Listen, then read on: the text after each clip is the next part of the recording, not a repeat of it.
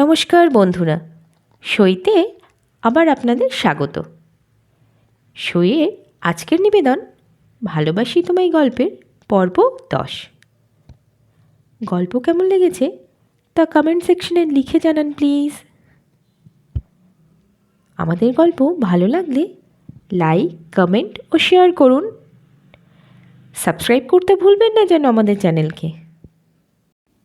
আমরা পর্ব 9 থেকে জানতে পারলাম বিদিশা অজিতের থেকে একটু দূরত্ব বজায় রাখতে চাওয়াতে তার বাবা মা দুজনের মনেই বেশ সন্দেহ হয় যে এর পেছনে মনে হয় বড় কোনো কারণ আছে।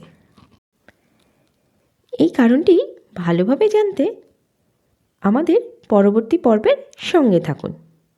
ভালোবাসি তোমায়। একফালি ব্যালকনিতে জ্যোৎস্না হুড়মুড়িয়ে পড়েছে। পর্দাবিহীন খোলা জানালা দিয়ে হালকা আলোর সাথে মৃদুমন্দ বাতাসের বেশ আনাগোনা। এসি থাকলেও খুব একটা চালায় না সোহম। সারাদিন তো ওই বদ্ধ ঘরেই কারবার। তাই বাড়ি এসে ব্যালকনির দরজা আর জানালা খুলে দেয়। ভীষণ ভালো লাগে সোহমের। মাথার ওপর একটা ফুল স্পিডে ফ্যান ঘুরছে। বিদিশার ঘাম, লিপস্টিক, পাউডারে মেখে থাকা রুমালটা মুখের ওপর সুন্দর করে ছড়িয়ে রেখেছে। কখনো হালকা ঘাম, কখনো হালকা পাউডারে সূক্ষ্ম গন্ধ সোহমের নাকে এসে ছুঁয়ে যাচ্ছে। একটা বালিশ বুকে চেপে শুয়ে আছে সোহম। অন্ধকার ঘরে এভাবে শুয়ে থাকতে বেশ শান্তি পাচ্ছে। মনের অনুভবে বিদিশা শুয়ে আছে বেশ পাশে। মায়ের ভীষণ প্রিয় ছিল সোহম। এখনও অল্প অল্প মনে পড়ে মাকে।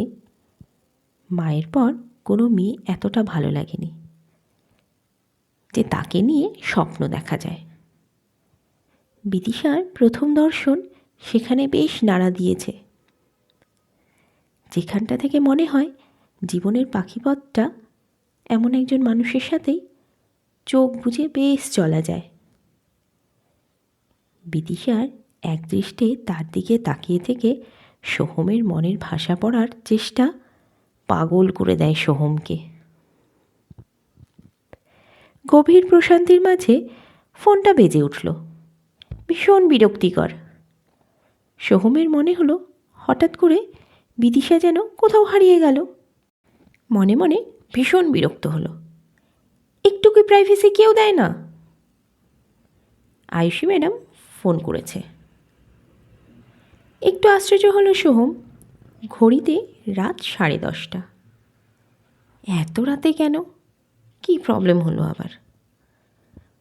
ফোন তুলতেই আয়ুষী একটু উত্তেজিত গলায় বলল, সোহম স্যার, আপনি কি বলেছেন বিদিশাকে?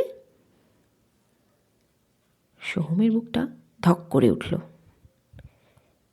বিদিশাকে কি ভুল স্টাডি করলাম? সব কথা বলে দিয়েছে নাকি? এমনটা তো হওয়ার কথা না। তবুও সন্দেহটা বুকে চেপে জিজ্ঞাসা করল, কি বলেছি আমি? আমি কি করে জানব? তবে যে জিজ্ঞাসা করছেন, লাস্ট কথা ও আপনার সাথেই বলেছিল, আর তারপরেই ও আপনার রুম থেকে বেরিয়ে যায়। বিদিশা কি আপনাকে কিছু বলেছে? কোনো কমপ্লেন করেছে?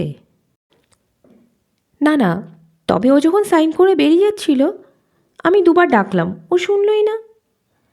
যেন বেরিয়ে যেতে পারলে শান্তি পায়। খোঁজ নিয়ে দেখলাম লাস্ট কথা আপনার রুমেই হয়েছে। এবার আপনাদের মধ্যে কী কথা হয়েছে আমি তা জানবো কী করে? তাই আপনাকে জিজ্ঞাসা করলাম। স্বস্তির শ্বাস ফেলল সোহম।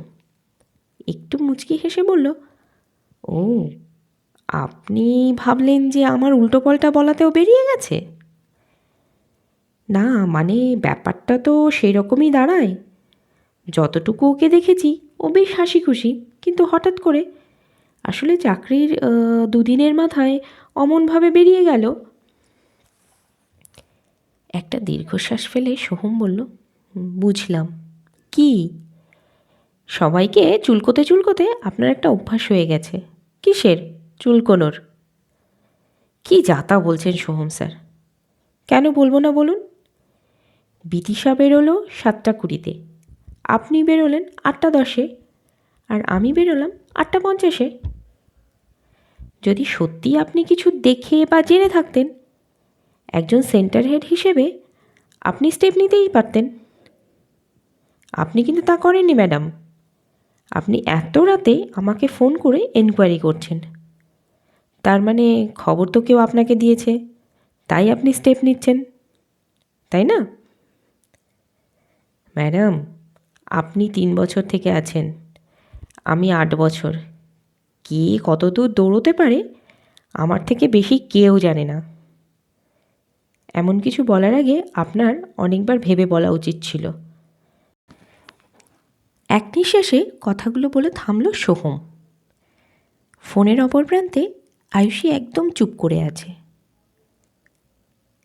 আয়ুষীকে সোহম আবার ডেকে বলল, ম্যাডাম, আছেন আপনি? হুম। তাহলে শুভরাত্রি। Good night. আয়ুষী ফোন রেখে দিল। মাথাটা এক কথায় ভীষণ গরম হয়ে গেল। সোহম ব্যালকনিতে এসে একটা সিগারেট ধরালো। হালকা ফুরফুরে হাওয়া বইছে বেশ। ইনস্টিটিউটে জায়গা করে নিতে কম পরিশ্রম করেনি সোহম। দিন রাত এক করে খেটেছে এই ইনস্টিটিউটটা দাঁড় করাতে। কিন্তু সুযোগ পেলেই কামড়ানোর লোকের অভাব নেই। সামনে থেকে কারো সাহস নেই, কিন্তু পেছন থেকে সবাই যেন কত হিংস্র। সোহম ভাবতে লাগলো, আর যাই হোক, বিদিশাকে সে আগলে রাখবে। কেউ যদি এই ফিলিংস জানতে পারে, উঠে পড়ে লাগবে পেছনে। বিদিশা বেশ ব্রাইট ট্যালেন্টেড, এখনও অফিস পলিটিক্স নিয়ে একদম নতুন।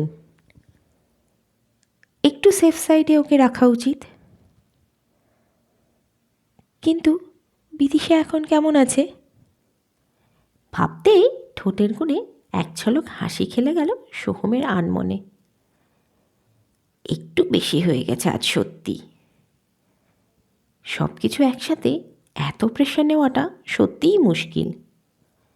কিন্তু প্রশ্ন হলো, ও নিল কেন? সত্যিই তো বলে দিতে পারত, কিন্তু বলেনি। তাহলে ধরে নেওয়াই যেতে পারে আগুন ওপাশেও লেগেছে। কিন্তু বুঝি কী করে? সরাসরি জিজ্ঞেস করার সময় এখনও আসেনি। তাহলে একটা ক্লাস টেস্ট বিদিশা নেওয়াই যেতে পারে, যে ও কতটা জলে আছে। আবার ফোন করলো আয়ুষী ম্যাডামকে। হ্যালো, হ্যাঁ স্যার বলুন। রেগে আছেন নিশ্চয়ই? আরে না স্যার। তো কথার সাথে মেশানো হাসিটা কোথায়?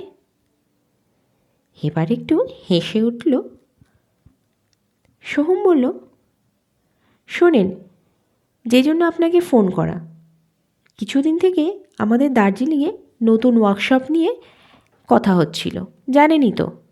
হ্যাঁ স্যার, কাল আমি দার্জিলিংয়ে যাচ্ছি, ফাইনাল করতে হবে সব। এক রাত থাকবো। শনি রবি তো ছুটি, সোমবার জয়েন করব। ওকে? আচ্ছা ঠিক আছে। স্যারকে বলেছেন? রুদ্র স্যারকে? আমি ইনফর্ম করে দেব। কাল অফিসে গিয়ে আপনিও ইনফর্ম করে দেবেন। Okay, good night sir. Good night, take care.